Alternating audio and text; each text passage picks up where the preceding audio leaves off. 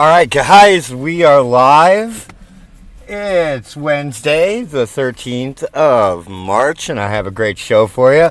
Now, of course, the president being incompetent and incapable of, following his own schedule, has decided to start his event early. I don't know why. But that's just the way it is. And so, we are going to join his event. Let's get this going. Communities and Neighborhoods Grant made possible. We're just going to turn this person down for a second. Yeah. Hey, what's up? What's up, Captain Crappy? I'm glad you made it. We have the president starting early. Yeah, so I guess we have to start early. I'm sorry about that. Either these people are like cripplingly late or they are exceedingly early. And you can never, rely on this administration to follow its own rules and procedures about itself. So we that's what we get. What's going on, y'all? It's me, SpaysE McG, your favorite cartoon nerd, with the news. And I'm back at it again, doing what I do. You know how we do what we do when we're out here doing things. You know what we do. What we do is we stick our finger in the chest of the system. Oh, here he is. He's coming out. So let's just go right to that. Don't worry, I've got plenty of show for you. I've got plenty of show. Giddy weirdo, hail to the chief, 'cause he don't know where he is. Good to see you all. Boo! God, as my father would say, excuse my back, I apologize. I don't know what the fuck he's talking about. I don't think he does either. Thank you, Ray, for that introduction and for sharing your family story with so many of us. Your grandfather served our nation in uniform, and he started a family business only to see it demolished and the community disconnected because of a new highway. But he never gave up. Was it a racist highway? I'm sure it was. The people of this community, I want to thank you. Governor Evers, my good friend, thank you, Gov. You're the best. And I want to thank you for your partnership across the board for getting us through COVID, rebuilding the economy, and so much more. And the same goes for great Senator Tammy Baldwin and your incredible Congresswoman, Gwen Moore. Tammy Baldwin. Don't forget about Miss Baldwin. I think it's supposed to be Baldwin, but whatever. Joe's not great with names. All right. Apparently, or speeches, or words, or anything. Well, she represents her hometown with such incredible integrity and tenacity. Mayor Johnson, you're one of the most impressive young mayors I've met, and I've met all of them, I think. He's met all the mayors, guys. Joe Biden's met every single mayor. That's amazing. I don't know where you're sitting. There you are. Stand up, Mr. Mayor. I warn anybody, don't run for mayor. They know where you live and you think you can solve all your problems.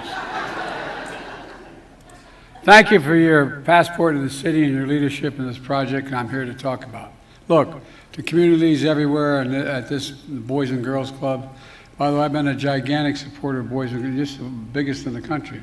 Well, you've been what? As a senator, I've provided a lot of money during the crime sprees for going on for Boys and Girls Clubs. I don't think they got him on enough amphetamines today, guys. Sense of belonging, and it really matters. And this project is for you, a future you really deserve.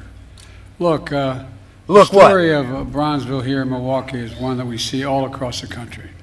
Our interstate highway system laid out in the 50s was a groundbreaking connection, our nation coast to coast. That was the purpose of it. We're transforming the way people live, work, and travel. But instead of connecting communities, it divided them. These highways actually tore them apart. Oh, they are racist highways, guys. In Delaware, where it's the same thing happened. We're in a situation where I-95 is 4 lanes going through a community that was all African American, and it just split it.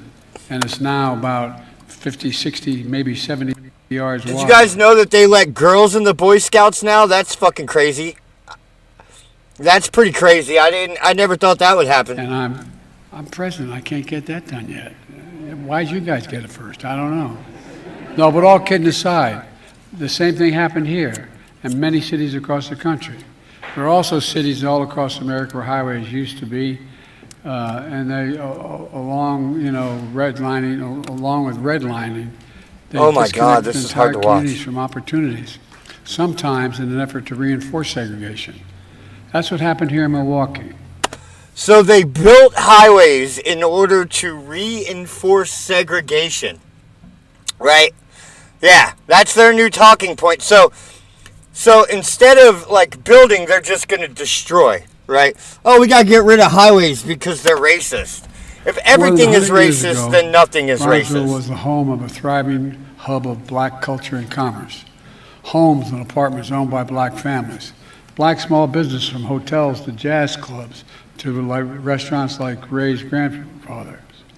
In the middle of the 20th century, tens of thousands of black Americans migrated from the South to Milwaukee and other cities in the North to get good-paying manufacturing jobs.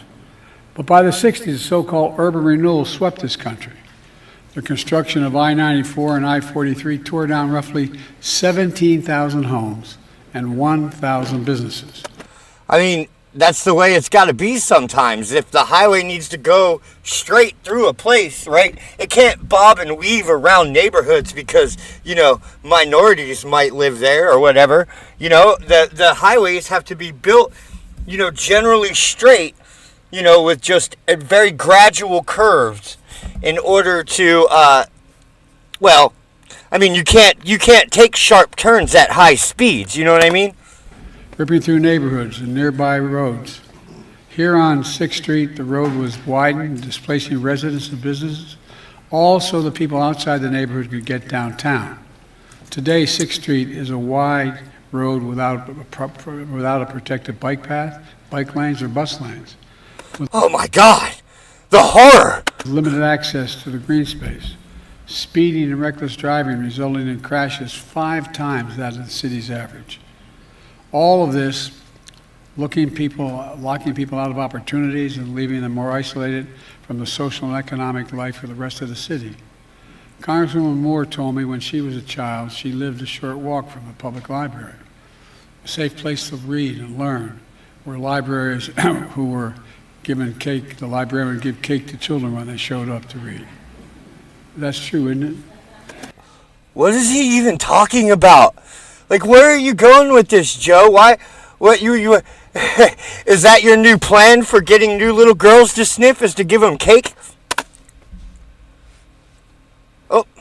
And the new plans disrupted the walk and made the library inaccessible. Sadly, too many communities across America face the loss of wealth, prosperity, and the possibilities that still reverberate today. Imagine all those homes, the mom and pop stores that could have been posted and passed down from family to family. Financial security, generational wealth would have resulted. Imagine what they contributed then and what they could have contributed all these years, and what that would have meant for all of Milwaukee and all the communities across the country. For generations, story Black, he just brown, made up. Native American, Asian Americans, Native Hawaiians, communities weren't fully included in our democracy or our economy. But yet by pure courage, heart, and grit, they never gave up. They pursued the full promise of America. Today, we're recognizing that history to make new history. I'm here to announce the first of its kind investment, $3.3 billion in 132 projects in 42 states, going to help right historic wrongs. So we're using infrastructure spending now to get rid of racist bridges and racist bike path. I don't understand what the fuck he's talking about, but that's pretty much par for the course with this guy.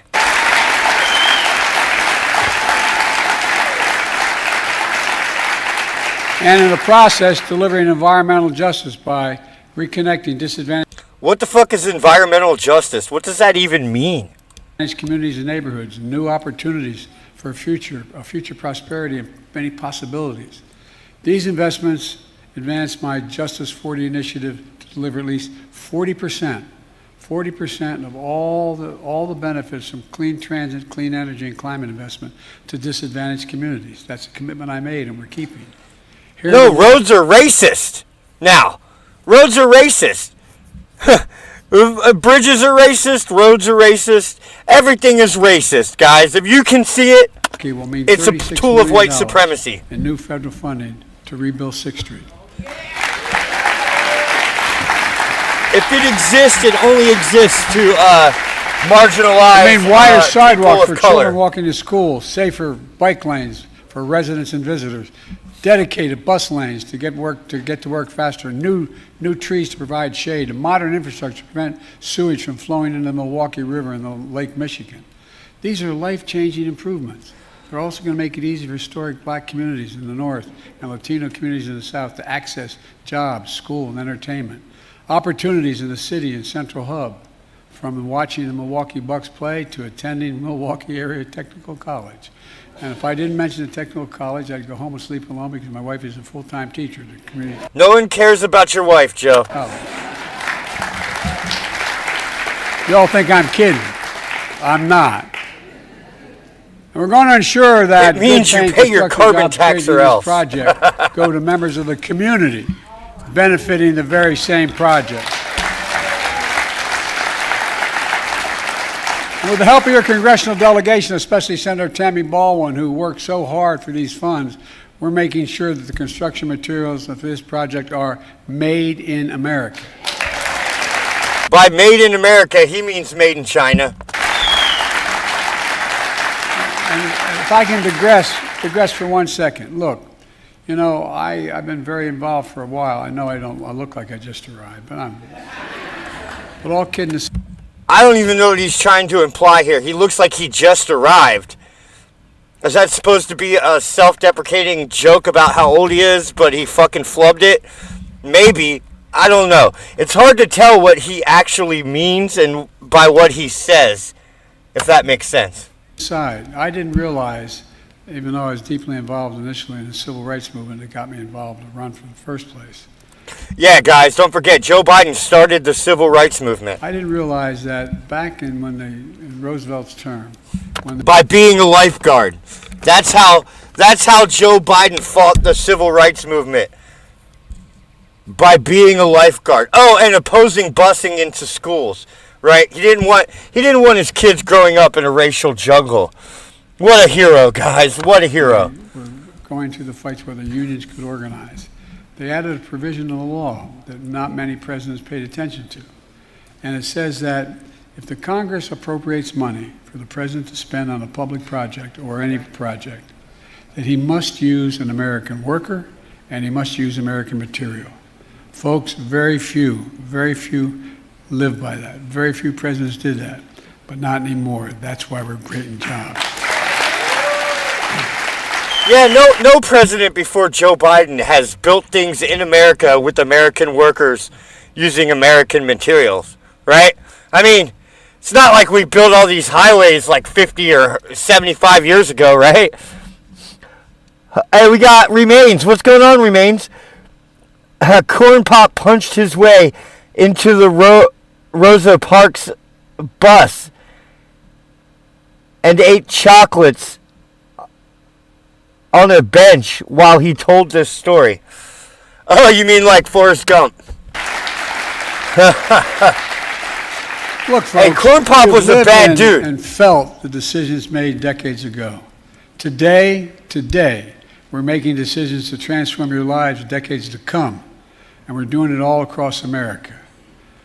Let's be clear.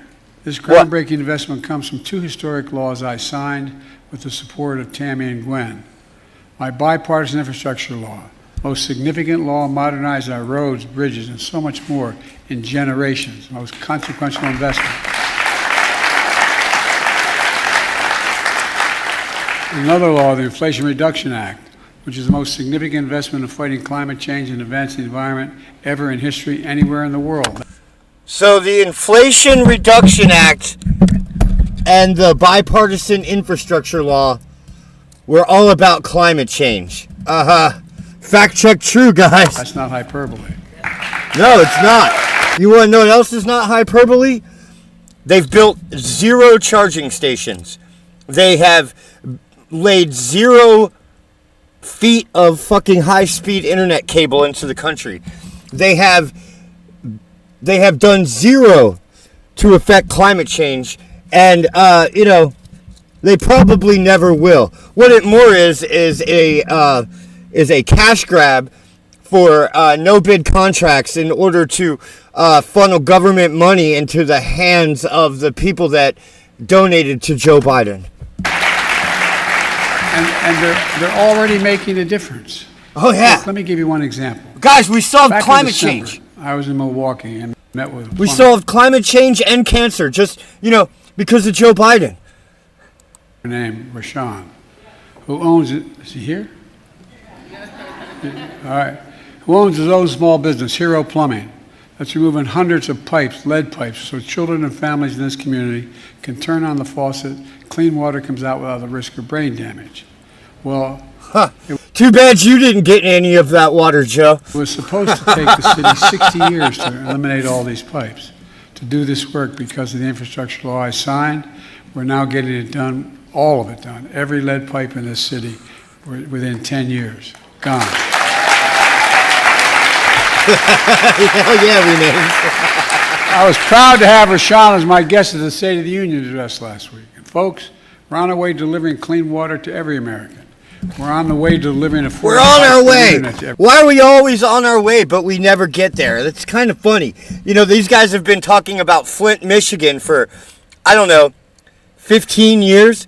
Do you guys know they haven't replaced one goddamn pipe in Flint, Michigan yet? the American, at low cost. The They keep community's too promising often they're left gonna do it, behind. though. We're rebuilding. We're rebuilding They keep the roads. promising. We're filling in the cracks in the I sidewalk. guess that's the We're point. creating At least spaces they're to live and promising work to and do play something safely, that they'll never do. and to breathe clean air, and to shop at a nearby grocery stocked with fresh and healthy food. We're taking on housing discrimination, increasing access to home ownership, and building more homes and apartments to bring the cost of rent down. Guys, they're increasing access to home ownership by raising interest rates and inflating the values of the property to put them out of range for most Americans. What a great job Joe Biden is doing, guys. Where would we be without the strong leadership of such a brilliant economist like Joe Biden?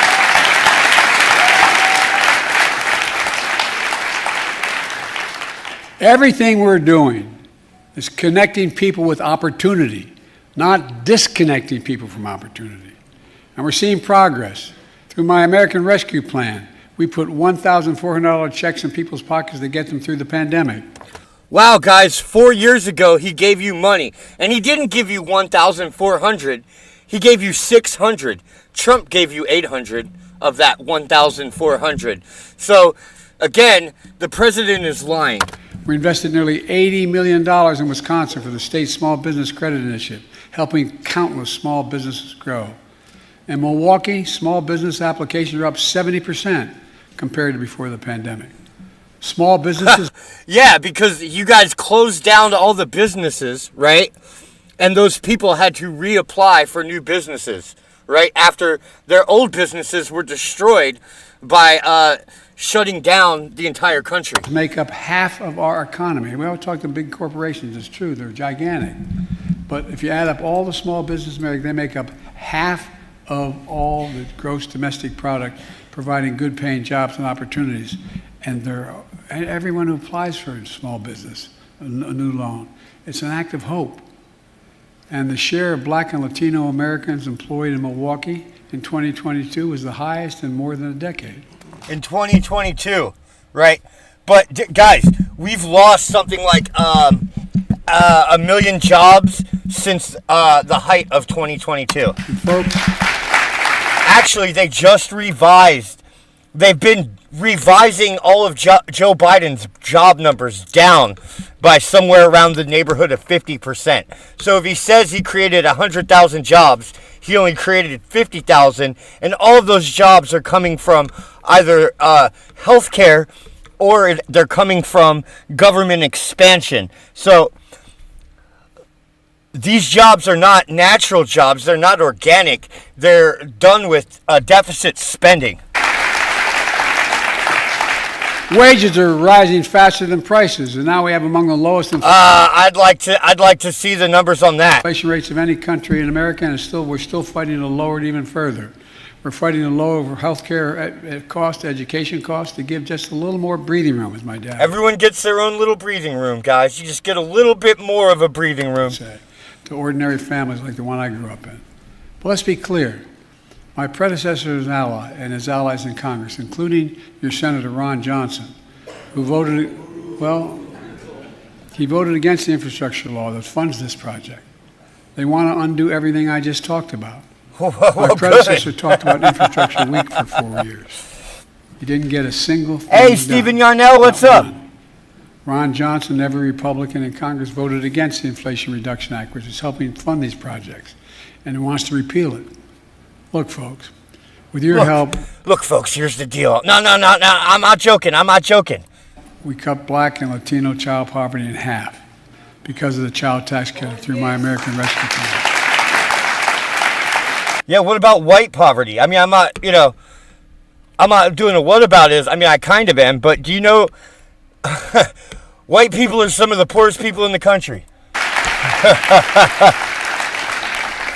And led by your Senator Ron. Why not do something that lifts all people, right?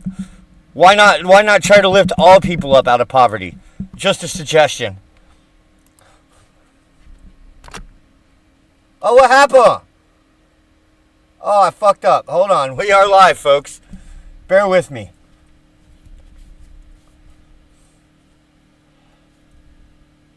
Oh, it's over. Wow. Huh. That didn't last long. Building an economy from the middle out and the bottom up, not the top down. That top down stuff, not a whole lot landed on my dad's kitchen table growing up. Investing in all America and all Americans to make sure everyone has a fair shot. Where we leave nobody. Hey, what's up, Gino? Look, our plan is working. America's coming back. That's America. That's what this project is all about. The project. Yeah, America will be coming back as soon as we get Trump back in office. For jobs and justice, prosperity, and unlimited possibilities. And that's why I swear to God, I've never been more optimistic about America's future than today. Not because I'm president, because we're one of those inflection points in history. It's not because I'm president, it's because I have dementia. They are. Things are going to change no matter who's president in a big way. They're either going to change much for the better or much worse. Yeah, because things were so bad under Donald Trump. That's why every poll said, recent polling shows that, thinking of the Trump years, over 2/3 of the country, right, wishes they could go back to it, generally speaking. To do, folks, remember who in God's name we are. We're the United States of America. Nuh-uh. Hey, guys. Guys, he remembers where he's at. That's a good day for the president. We're the only major country in the world that's come out of every crisis stronger than we went in. Stronger than we went in. There's nothing beyond our capacity. I mean it sincerely. Think about it. He means it There's sincerely, nothing beyond guys. Think America's about capacity. If we do it together. And that's what we're going to do. May God bless you all, and may God protect our troops. Thank you so much. Thank you. All right, so that was the president. He came out. He said some things, and it was pretty hard to watch. It was pretty hard to watch, guys. Now, I have a lot more to go over, so we got a pretty big show here. Joe Biden did an interview. We're going to see that and heckle that too. But we also have news to go over. Lots of news, right? But first, I just want to thank everyone that has helped out in order to help me fix my van. I got it all fixed right now, so that's awesome. Thank you guys for helping me. My van not only can go, but now it can stop too, so that's amazing. I just want to just give a big shout out and thank everyone for all the help that they've given me. It was hard. Getting that brake line in was very, very, very, very, very, very hard. I fucked my hands up a little bit, but I got it in, and that's the important thing. So I want to thank everyone for helping me out with that. You guys are fucking awesome. Now,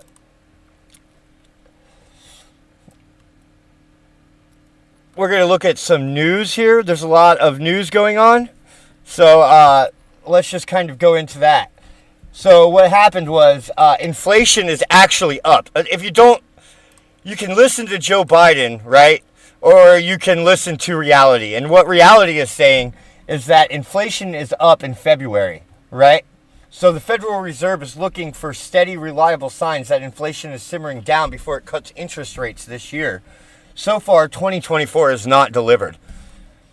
Data released by the Bureau of Labor Statistics on Tuesday showed prices rose 3.2% over last year, slightly outpacing forecasts of 3.1%. So inflation is still coming in hotter than they expect, and 3% is about 50% higher than the Fed's target. Under Donald Trump, we had between 1 and 2% inflation. So it's still up a lot higher.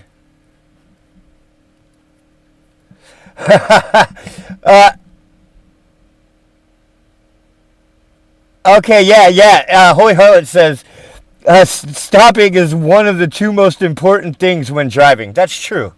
That's true. Now I can reliably stop.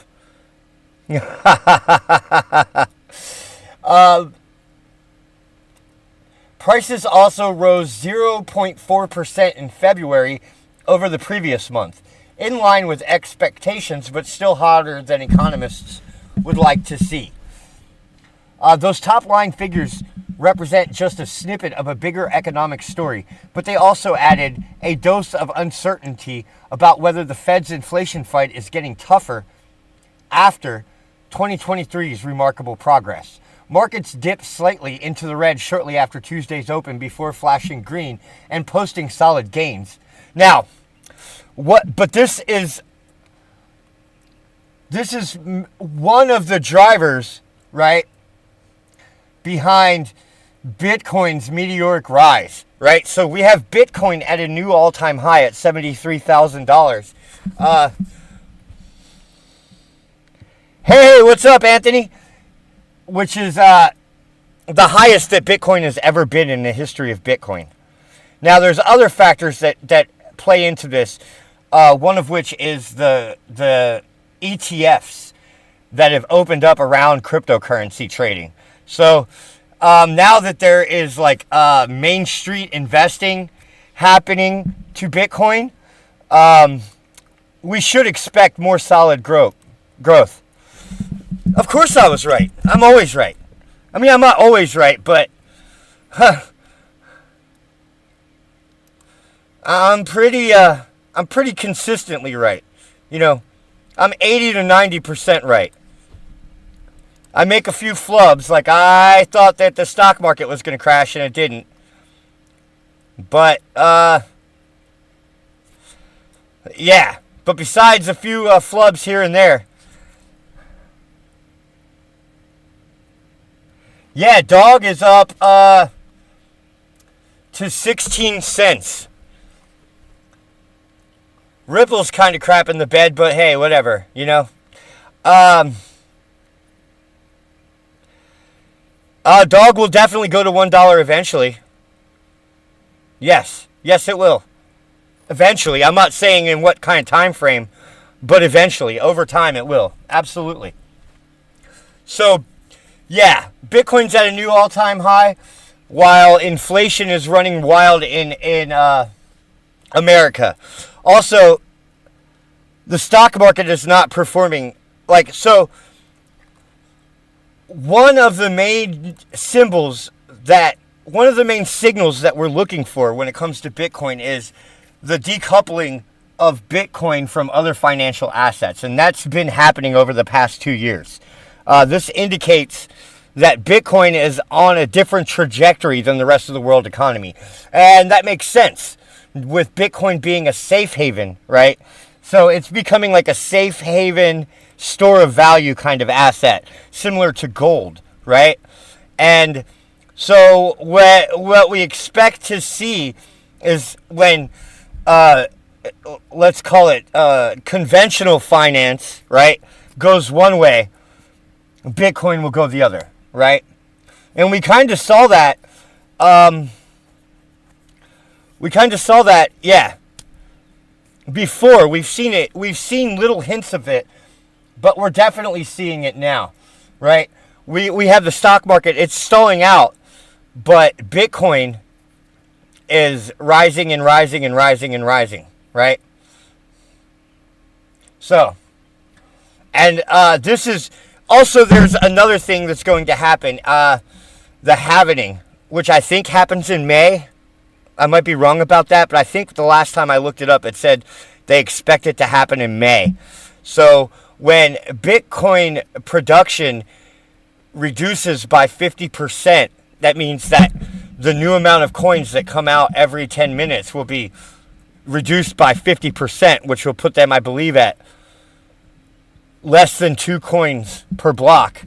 That happens in May. So there's always a run-up on the Bitcoin price before the halvening, and then it teeters back down before the next pump season, which will begin in 2025, right? So Bitcoin will be much higher in the beginning of 2025 than it is now, after going down. So if you guys want a time to, I don't know, with these ETFs, things might change, but that's historically how it's worked.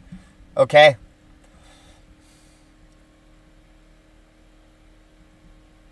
Now, we have some news. Yemen's Houthi target a U.S. ship called Pinocchio in the Red Sea. Yemen's Iran-aligned Houthis targeted what was described as the U.S. ship Pinocchio in the Red Sea with missiles, according to a speech by the group's military spokesman, televised early Tuesday. According to public databases operated by Heckles and the UN's International Maritime Organization, the Pinocchio is a Liberian flag container ship that is owned by a Singapore-registered company, OMR5 Incorporated. Houthi military spokesman Yahya Saria, I hope I said that wrong, said the group will escalate their military operations in the Islamic holy month of Ramadan in solidarity with the Palestinians during the war in Gaza. Houthis' Red Sea attacks have disrupted global shipping, forcing firms to reroute to longer and more expensive journeys. So, yeah, the Houthis are just giving us more problems. And just so you know, airstrikes attributed to a U.S.-British coalition hit port cities and small towns in western Yemen, killing at least 11 people and injuring 14 while defending commercial shipping, a spokesman for Yemen's internationally recognized government told Reuters. So buy when? Buy Bitcoin in like October. September, October. That's if things hold out. I mean, there's never really, from here until the end of next year, is generally a good time to buy Bitcoin. To buy Bitcoin, Ethereum, Binance Coin, right? Dogcoin, Ripple, Litecoin. Litecoin, guys, Litecoin's the sleeper, right? Litecoin's about to have a good year too. So, Lite, Litecoin. Whoa, wrong way. We are live, guys. All right. Yeah, so the Houthis are still giving us shit.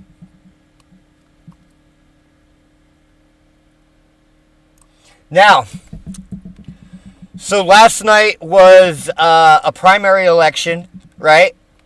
And both Trump and Biden secured their party's nomination, right? So Trump and Biden head for election rematches, both clinched presidential nominations. The stage has now been set for 2020 presidential election rematch this November after Donald Trump and Joe Biden secured their party nominations. The former president won primaries in Georgia, Mississippi, and Washington, and the caucus in Hawaii on Tuesday night, taking him over the threshold of 1,215 delegates. Mr. Biden also secured the Democratic nomination for president. Okay? Are you ready? Are you ready to defend democracy? Are you ready to protect our freedom? Are you ready to win this election? President Trump said. Meanwhile, Mr. Trump took to truth to call it his great honor to represent his party. All right? Yeah, so it looks like we have a complete rematch of 2020. Hopefully things don't get as spicy as they did in 2020, but you never know. You never know. Hopefully they don't need to bring out their Antifa black shirts. Now, kind of switching gears here a little bit. The Ministry of Defense just got a freaking big laser that can fry drones for 10 pounds a shot, which I think is around $13, $15, something like that. The Ministry of Defense has declassified footage of its 10-pound per shot military laser weapon destroying a drone. And there it is. Look at that. Look at that. That's badass. Huh. Yeah, people laughed at me when I told you that laser weapons were a thing and that we had them secret deploy. 5 years ago when I was talking about this, people laughed at me. No one's laughing now. All right. Named Dragonfire, the weapon was unveiled in January after a successful test in which it destroyed incoming drones from several miles away. While the exact range of the weapon is classified, a Ministry of Defense statement said the feat was equivalent to hitting a 1-pound coin from a kilometer away. It is a line-of-sight weapon and can engage with any visible target. So, typically, the horizon, right, on average, like 20 miles of visibility is, like, pretty high. So I guess it can hit something from 20 miles away, something like that, on a good day. The laser-directed energy weapon engages targets at the speed of light. At the speed of light, guys. So, that's pretty impressive. Using an intense beam of energy to cut through objects, leading to structural failure, a statement from the Ministry of Defense said.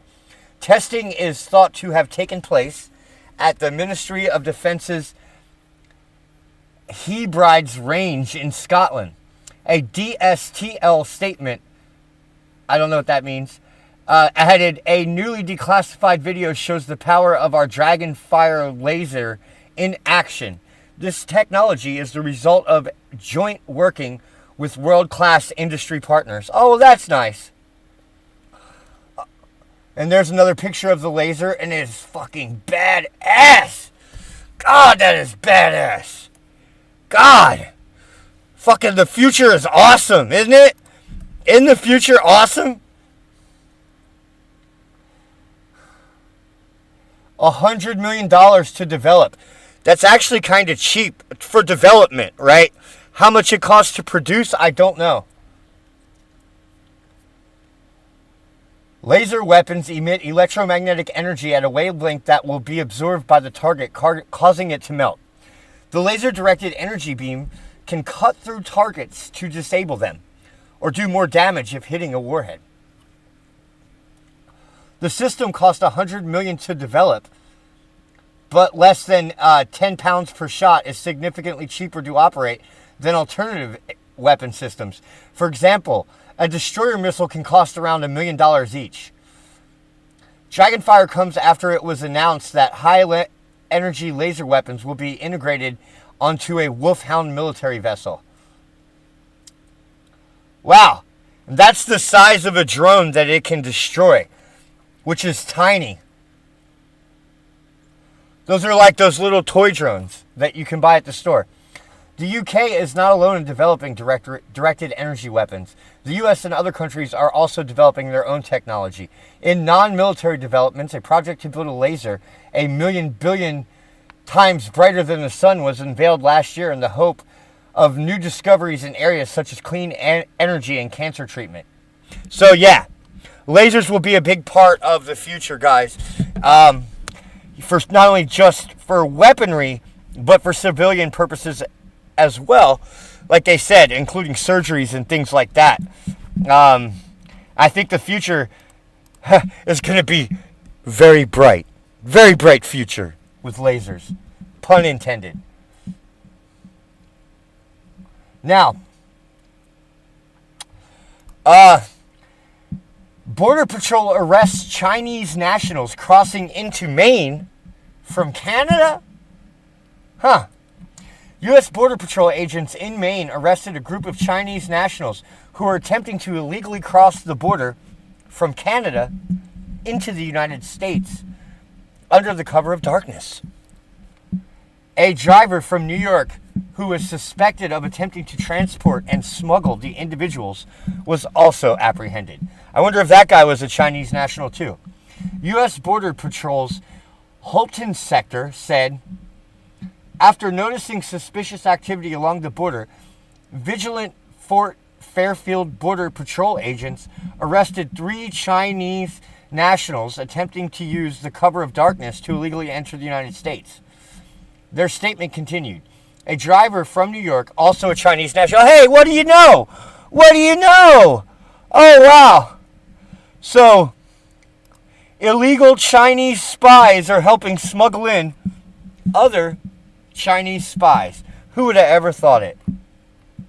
Who would have ever thought it? Oh, wait, I just said I hope that that's what they were. Okay, now, the arrest comes as illegal border crossings have increased significantly at the northern border. In recent years, with over 12,200 migrants apprehended crossing from Canada in 2023 alone, a 241% increase from the previous year, which was also an increase from the previous year before that, too. Sneaky. Me Chinese, me play trick, me cross your border quick.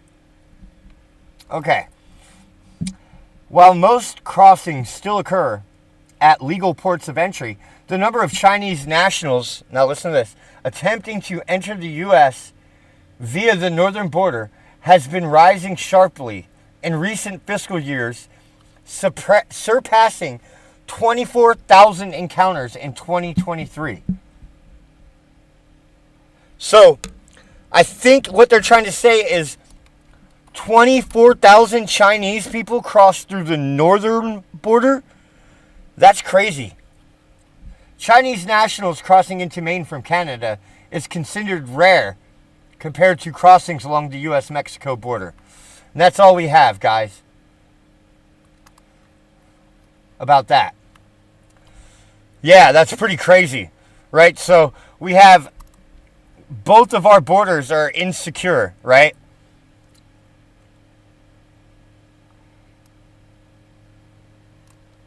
And it's no wonder. You know what I mean? Because Canada is descending into tyranny. Canadian Prime Minister Justin Trudeau is threatening his most tyrannical attack on freedom yet through his government's proposed Online Harms Act, brought to you by the same farcically named Liberal Party who froze the bank accounts of the truckers who protested vaccine mandates. The OHA is the government's overzealous attempt to promote online safety. The proposed legislation supposedly achieves this by requiring operators of social media services to adequately mitigate the risk that their users will be exposed to harmful content through measures such as publishing standards of online conduct, providing blocking tools, and ways to flag and label harmful content. The OHA would create a Digital Safeties Commission to administer and enforce its rules, along with the Digital Safety Office to support social media users. This is why... Hey! What's up, Free? This is why my project to develop decentralized peer-to-peer social media is so important, because the governments around the world are cracking down on our ability to freely exchange ideas and information over the internet. That's why I think that projects like mine are very important to the future of democratic liberalism as we know it, right? Now,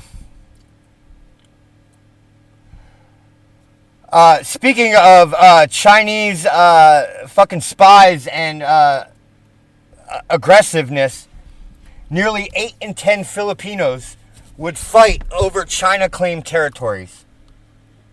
Now, we've been following this story since it started to metastasize into our current media world. And not many people are talking about this. The vast majority of Philippines nationals would fight to defend their country, according to a poll conducted as China's territorial challenge to the U.S. Defense Treaty ally reached a new crescendo. Overall, 77% of respondents answered yes when asked if they were ready to fight in a hypothetical conflict between the Philippines and a foreign enemy. According to pollsters from independent consulting firm OCTA Research, the survey was released Sunday on the heels of last week's escalation of tensions in the Beijing-claimed South China Sea for the second time in 3 months.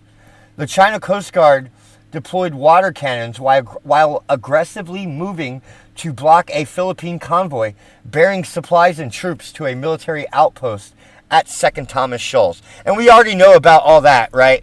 We've been following this story, but this is kind of like another escalation in the conflict between the Philippines and China, which will ultimately go hot, right? Because if China plans on dominating the region, right, it first has to get rid of American power zones, right?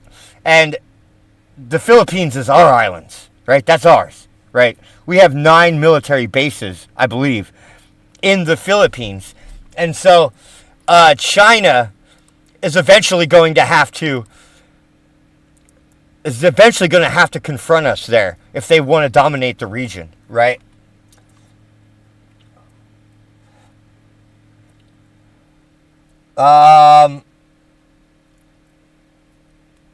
Okay, so this apparent shift in public preference for greater assertiveness reflects recent moves and messaging by the government. Philippines President Marcos last month said he would not cede even 1 square inch of his country's territory to a foreign power. The Marcos administration, which is highly corrupt, guys, I have to add. Of course they are, right? He's somebody that was put in power by the United States, and so of course he's highly corrupt.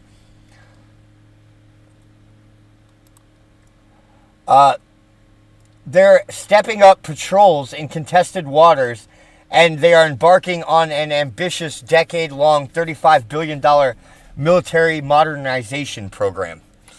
Yeah, so they are going to be ready to fight. Now, guys, did you know the environmental movement is a scam? I know some of you do, but it's just like every time we look into it, it's a scam. Plastic experts say recycling is a scam. Oh, wow. Nuh-uh. Nuh-uh. Are you telling me that this whole time they've been lying to us? Right? And then they just bury the plastic? No way.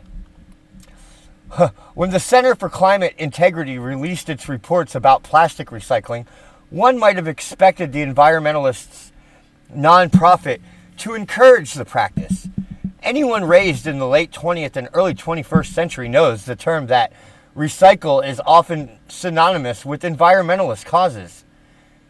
Yet, the title of Center for Climate's Integrity Report, The Fraud of Plastic Recycling. Yeah, guys, so it turns out that recycling is a scam. Shows how big oil and the plastics industry have deceptively promoted recycling as a solution to plastic waste management for more than 50 years.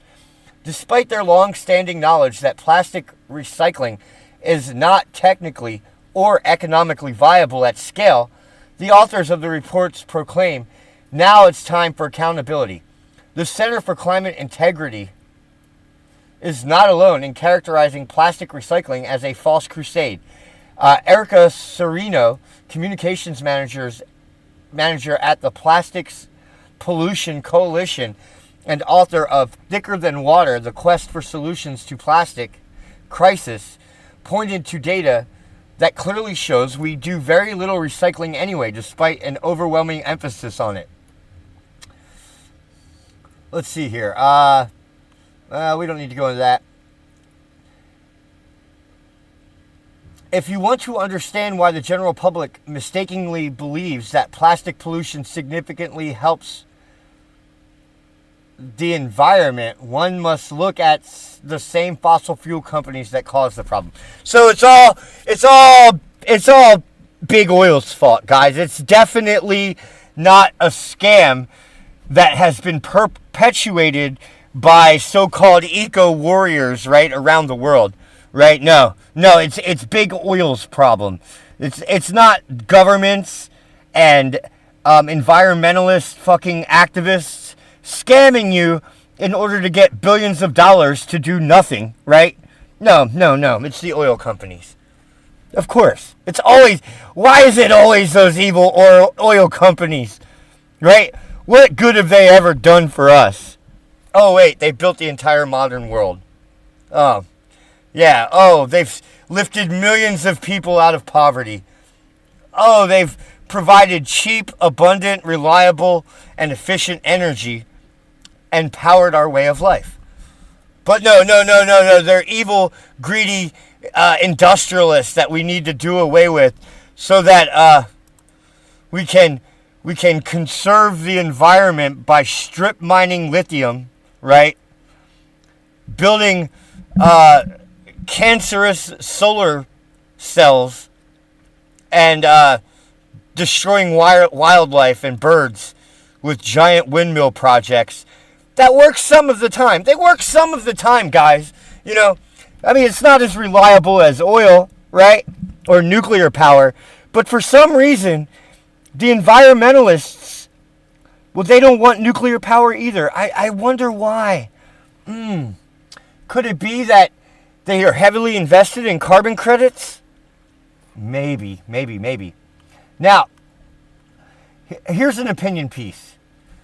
The United Kingdom's National Health Services announced this week it will no longer routinely prescribe gender-confused children puberty blockers, admitting the hormonal treatments are experimental in nature and can have lasting physical and mental consequences. The decision is the result of an internal investigation into the massive spike in referrals to the Tavistock Gender Clinic, which is set to close at the end of the month. Dr. Hilary Cass, a pediatrician who oversaw the investigation, concluded last summer that there was not enough evidence to support Tavistock's treatment and that much more research was required. This week, that decision became final. On puberty blockers specifically, Cass admitted there were significant gaps in the evidence base about the hormonal drugs. Doctors will now only be allowed to prescribe the drugs to children in research settings, and even then it must be done on an exceptional case-by-case basis, subject to approval from a national team of medical experts. Families who seek to obtain puberty blockers outside of the NHS will be strongly discouraged from doing so, the agency added. This should be a wake-up call for the U.S. healthcare system, which hands out puberty blockers to children like they're candy. Yeah, this is a bad idea. Hey, what's up, Mad Shad? All right, we'll deploy them knife hands at work, buddy.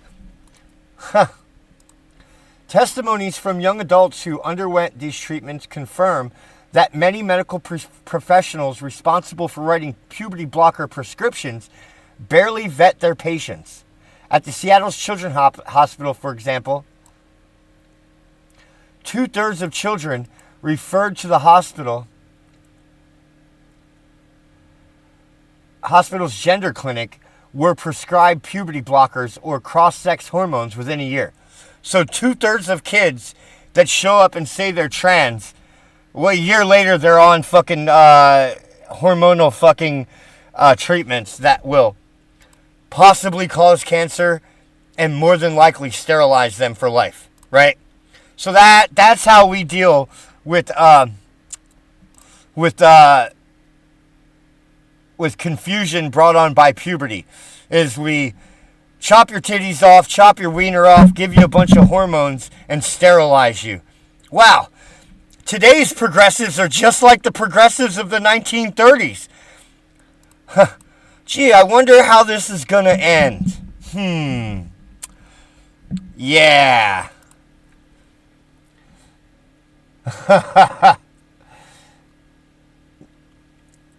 Yeah, I know how it's going to end. The same way the last progressive movement ended, with an ethno-racial army of conquerors set out to sterilize their blood, right? That's how these things end, is basically with Nazis, right? Or they won't be called Nazis this time. I think they're going to be called, I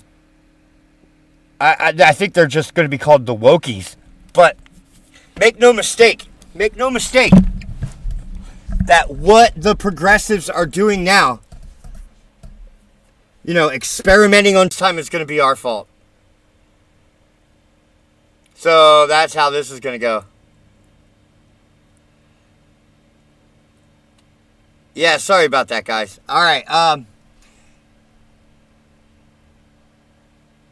Now, we do have some good news, though. We have some good news.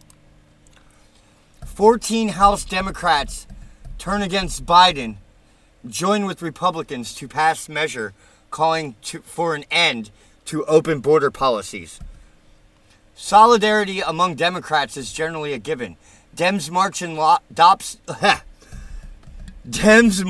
lockstep like the Borg Collective on Star Trek. Now there's a chink in their armor, and the Biden border fiasco threatens to crack it open.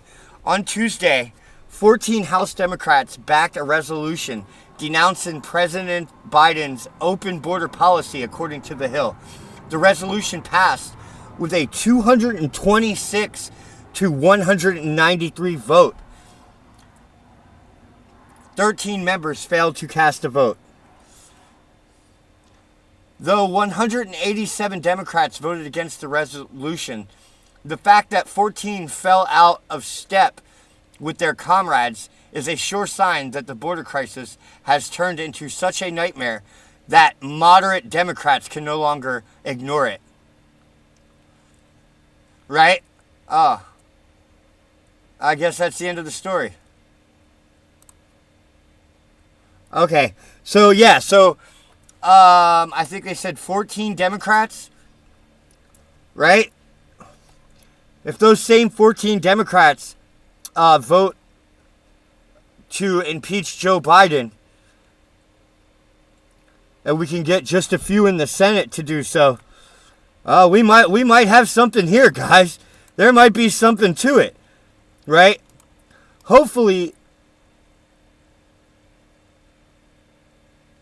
Hey, what's up, Mr. President? Oh, we have Blind Dude too.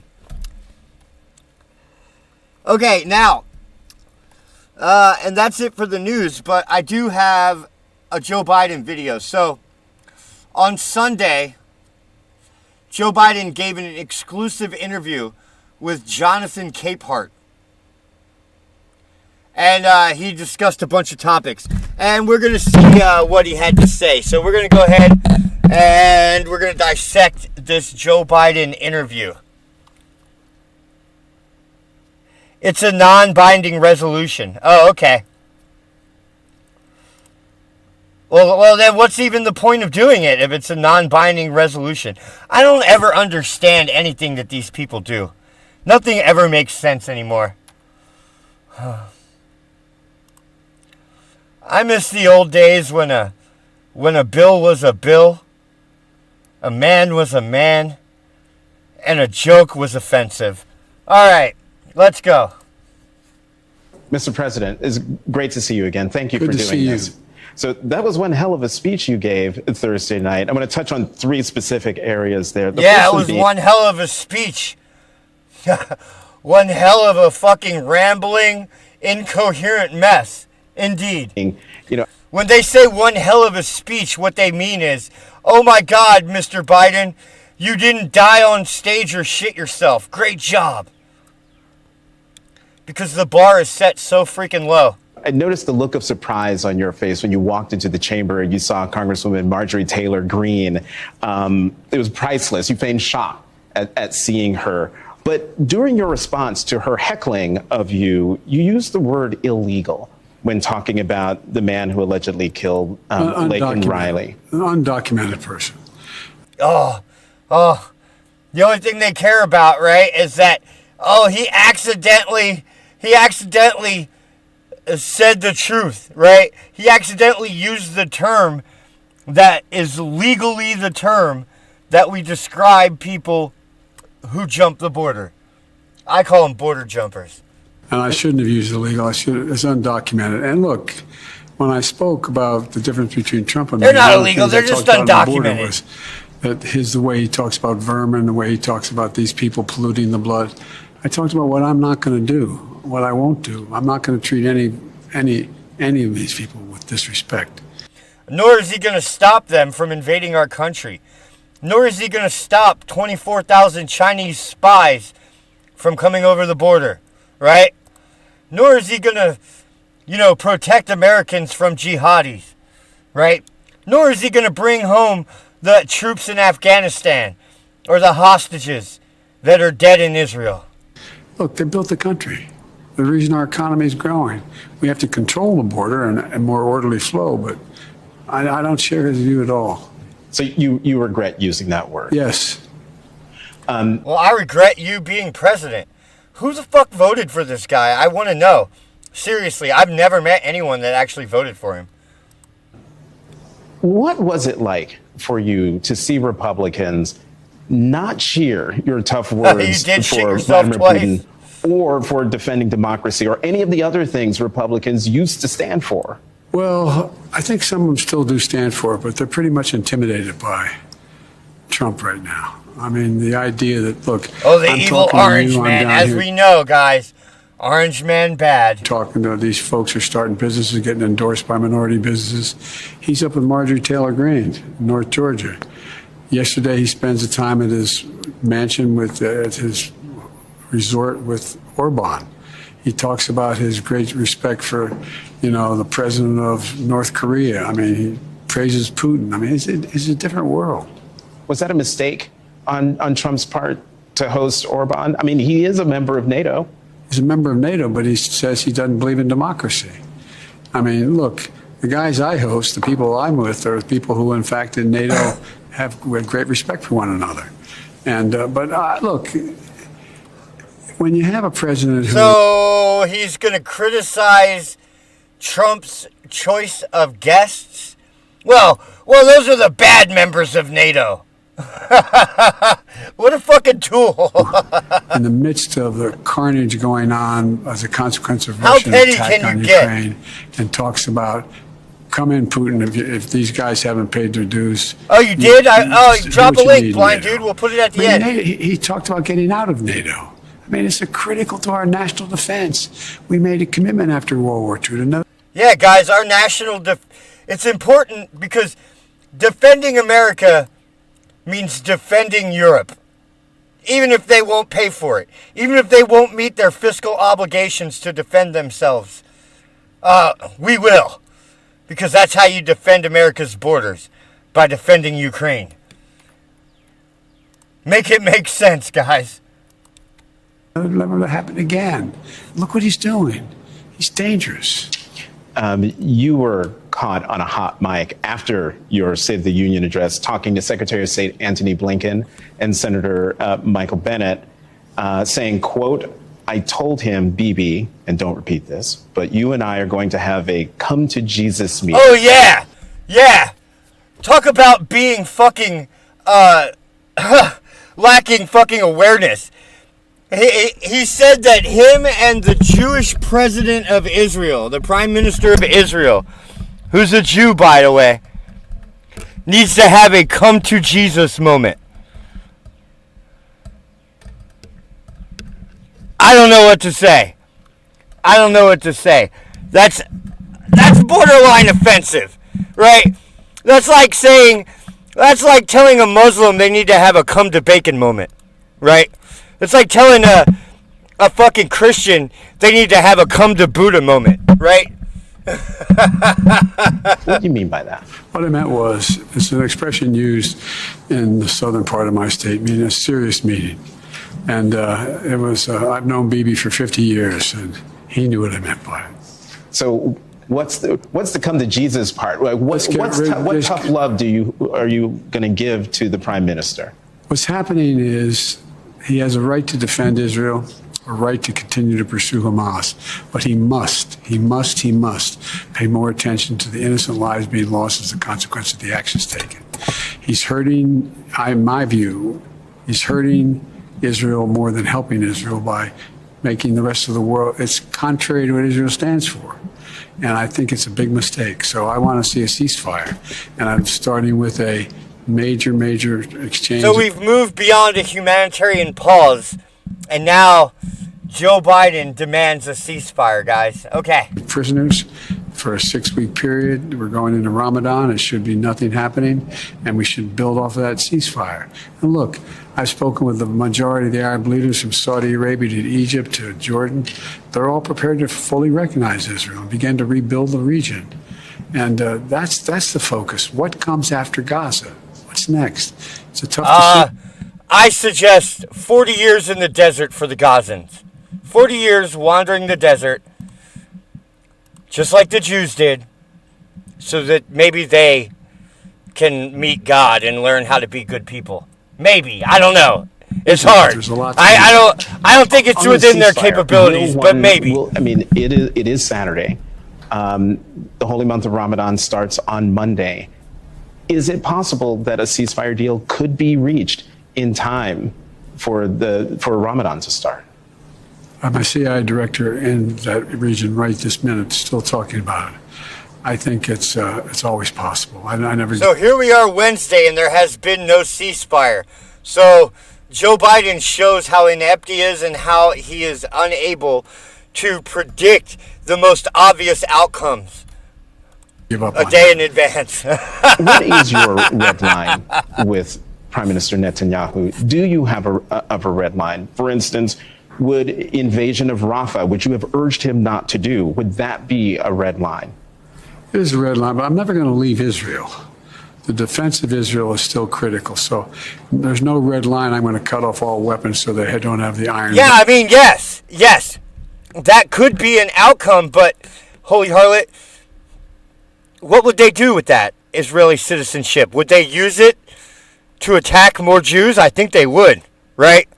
I don't think, right, while that sounds better than, giving them their own country to attack Israel from, I mean, it's definitely it's something that hasn't been tried, so I'm open to seeing what the results would be, but I gotta say, I'm leaning on the side that if we gave them Israeli citizenship, that they would just use it to blow up Israelis. dome to protect them. They don't have. But you never know. There's red lines that if he crosses. Maybe they might be proud to be, naturalized into Israel, and they might become good citizens. You never know. You're right. And you really never can tell what an outcome will be. They might shock us all. I wouldn't put any money on it, but they might. You cannot have 30,000 more Palestinians dead. That's actually a good idea. There's other ways to deal with.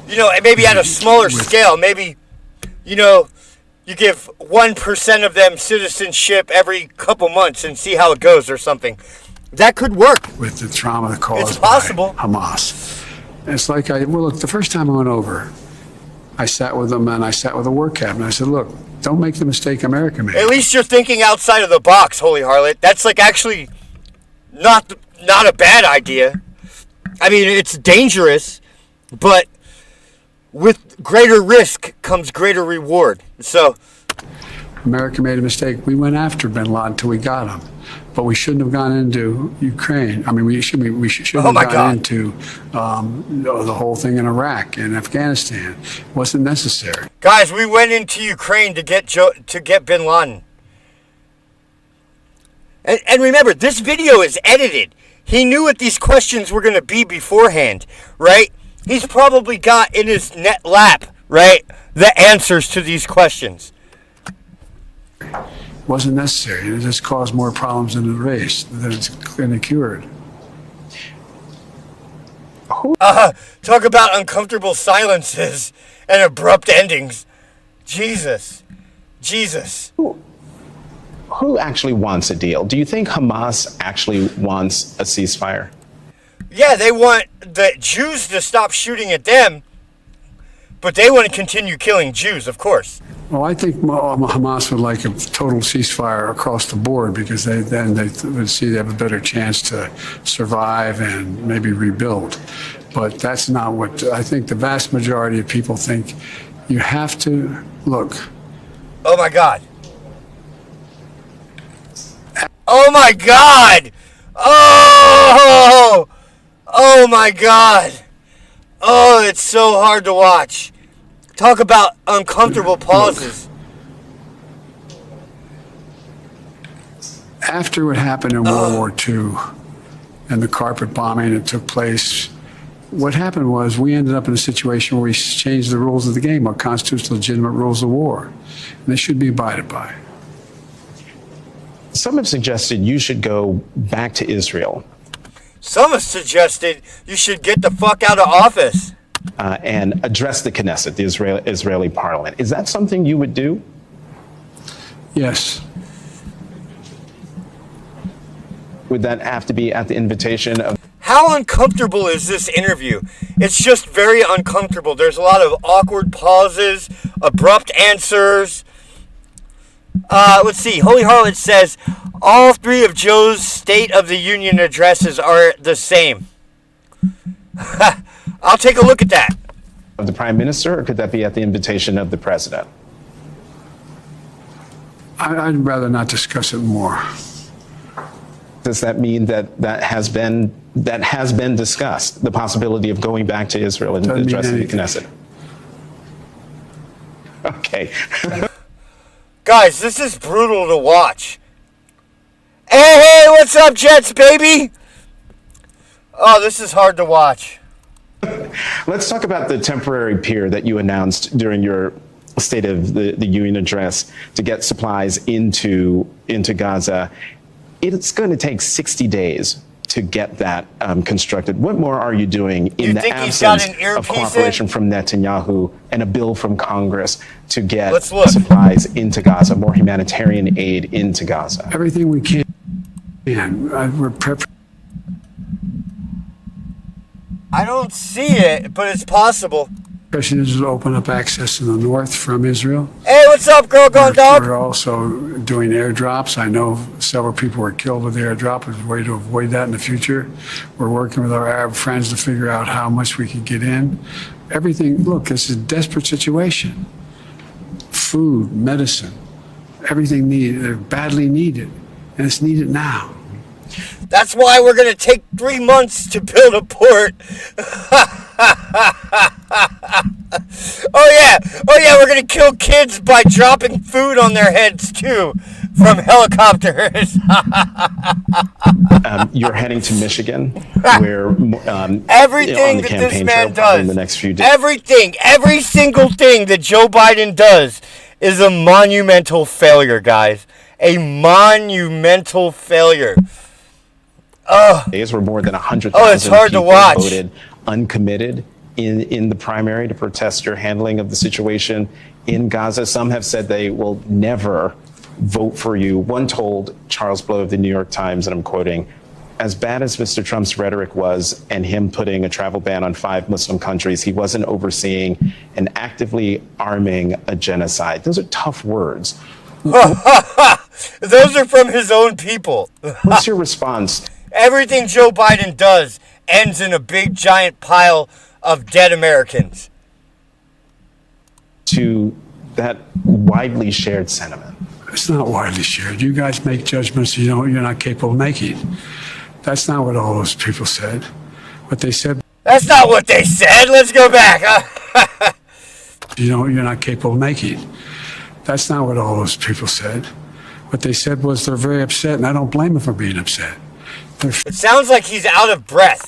Let's go back again. Widely shared. You guys make judgments you're not capable of making. That's not what all those people said. Listen to his voice. It sounds very shaky. He sounds very, very shaky. Right? I mean, guys, he's been sitting down in an interview for 5 minutes. Who else could withstand that kind of torture?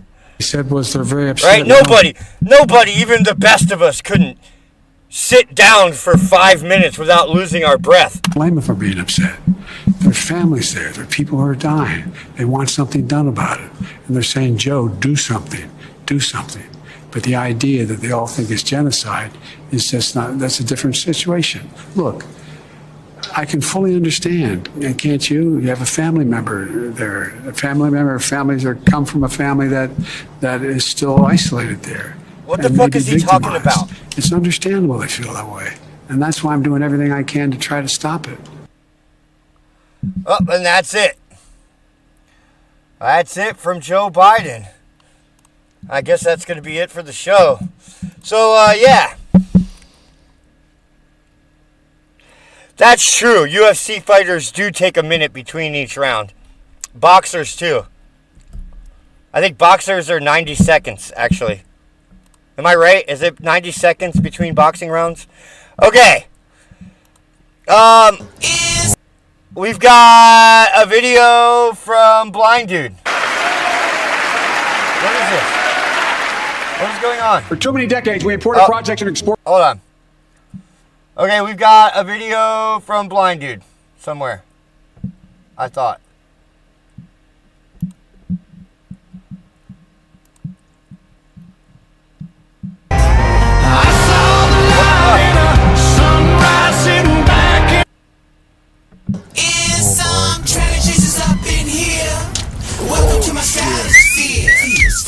Make a move. What you wanna do? I ain't got no time for no looky-loo, boo. It's a tragedy in here.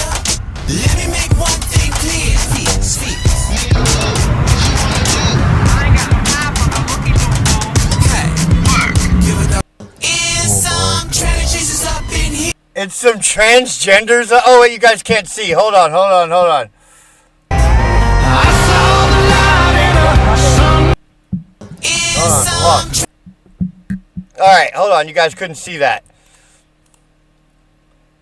Alright.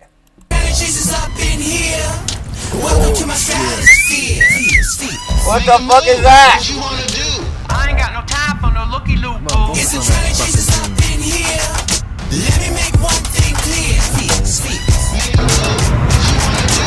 I ain't got no time for no looky-loo. Is that in your neighborhood? Is that in your neighborhood, Blind Dude? That's crazy that those type of people would be out there in the middle of Arizona like that.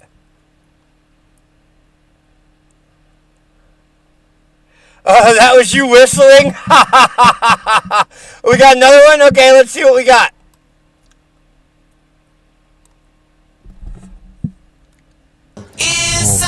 Oh, that's again. Oh, that's the same one. Okay.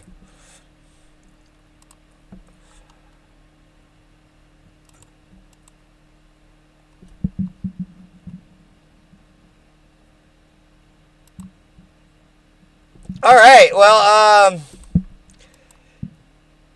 it was in Phoenix. Okay. Yeah. I like Tempe better than Phoenix. I like Tucson better than Tempe. I got arrested in Tucson. That kind of sucked, but whatever. They had some good-ass weed back then, though. All right, guys. Well, that's going to be it for the show. Real quick. You know the channel is heavily censored and demonetized and all those things. What is this? Holy Harlot.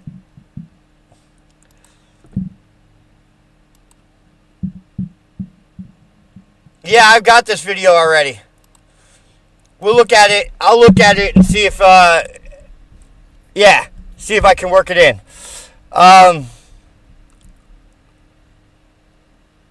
Yeah, 4th Street, exactly.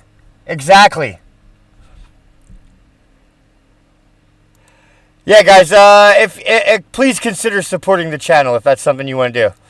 That would be helpful. Other than that, thank you, Gino. Thank you. Yeah, I kind of got messed up because I had to rush in early and I wasn't exactly ready. So, I was caught a little off guard by the president rushing in early. So, that was pretty lame. But yes, I will, hopefully I'll see you guys all tomorrow with a press secretary thing-a-mabob, and we can all have fun laughing at her failures as well. That's at least we can count on this administration for one thing: to embarrass itself, epically fail, and quite literally be the butt of every joke around the world. So at least they're dependable for one thing. We can depend on them at least to be terrible at their jobs. Yeah. Terrible at their jobs. That's what we can all depend on. Alright, guys, I'll see you around. Peace. And we go live whenever the hell I want. And you never know when that'll be. That's why you should be subscribed.